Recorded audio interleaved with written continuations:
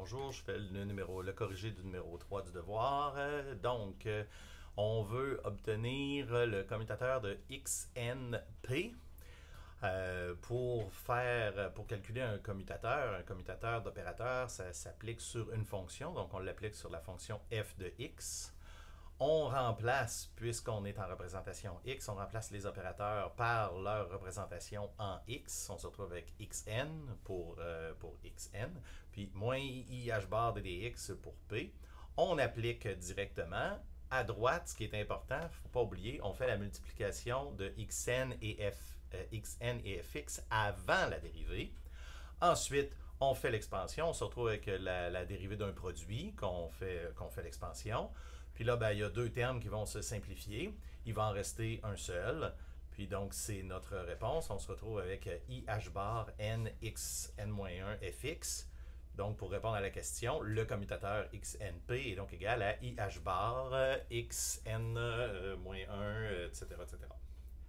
Maintenant, la deuxième partie, la plus générale, en fait, on suit exactement la même stratégie. Il n'y a rien de vraiment différent.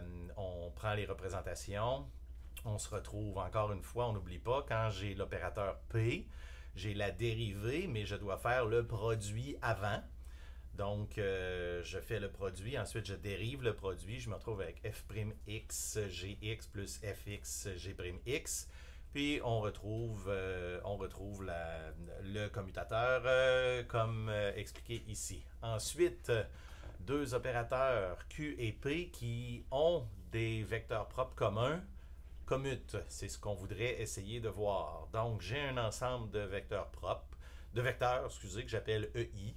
Puis, si j'applique l'opérateur Q, je trouve QI. Puis, si j'applique l'opérateur P, j'obtiens PI. Donc, pour chaque vecteur, j'ai une valeur propre. Mais là, on va calculer le commutateur pour voir que si les deux opérateurs partagent les mêmes vecteurs propres, on va voir que le commutateur est 0. En fait, c'est ce qu'on voudrait montrer. C'est assez facile parce qu'on se retrouve avec QP EI. Donc, j'applique l'opérateur P sur le ket EI.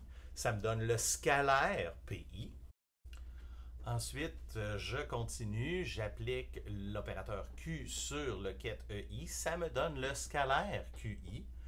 Les scalaires, je peux les mettre en avant des opérateurs. Puis ensuite, j'ai l'opérateur Q sur le ket EI qui me donne QI et l'opérateur P sur le ket EI qui me donne PI. C'est deux fois les mêmes scalaires, ça donne 0. Le commutateur est donc 0. On a réussi notre preuve.